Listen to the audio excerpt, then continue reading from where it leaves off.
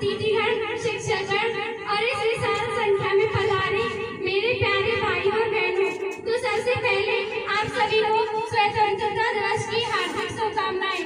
मेरा नाम वैष्णवी है और मैं कक्षा 8वीं की छात्रा हूँ। तो मैं आज स्वतंत्रता दिवस के पावन अवसर पर अपने कुछ विचार आप सभी के समक्ष प्रस्तुत करना चाहूंगी। कि ये बात हम आपको बताए रखना, रोशनी होगी बस चिरागों को जलाए रखना। कि ये बात हम आपको बताए रखना, रोशनी होगी बस चिरागों को जलाए रखना।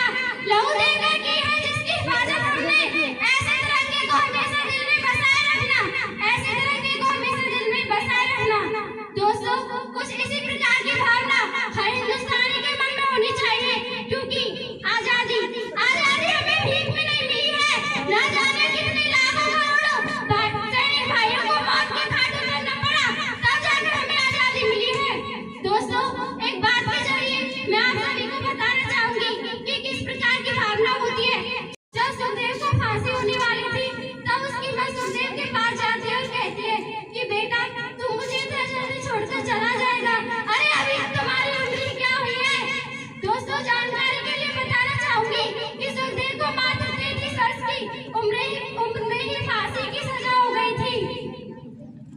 अपनी मां की बात सुनकर सुखदेव बोलता है कि मां, आज मुझे जाने दे, आज मुझे जाने दे।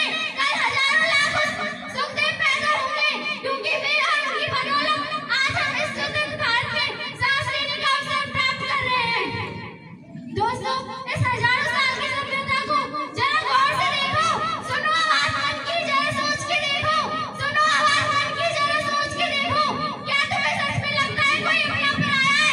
क्या तुम्हें सच में लगता है कोई अपना पर आया है? हुआ पैदा जो इस देश में, क्या वो बाहर से आया है? हुआ पैदा जो इस देश में, क्या वो बाहर से आया है? कुर्बानियां लगी सबकी है, खून शामिल सभी का, लगी कुर्बानियां सबकी है, खून शामिल सभी का।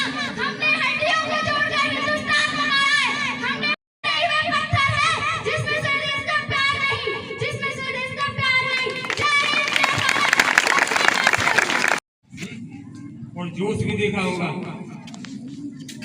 कई लाइनें इसने ऐसी बोली थी जहाँ रोंगटे खड़े हो जाते हैं आदमी के। तो उस स्थिति में आप लोगों को ताली बजानी चाहिए, नहीं कि बच्चा जो बोल के जाएगा तभी हमको ताली बजानी है। यदि कोई ऐसी लाइन आपको समझ में आती है कि हाँ ये लाइन क्या हो सकता, तो सारी लाइनें बहुत अच्छी बोली थी। बीच बीच में जो स्लोगन जो बच्चे ने दिए थे, तो उसमें बीच बीच में भी थोड़ी ताली होनी चाहिए, जिससे बच्चे का क्या उत्साह बढ़े। तो बड़ी क्लास के बच्चे तो इस चीज़ को समझ सकते हैं, छोटी क्लास में नहीं समझेंगे।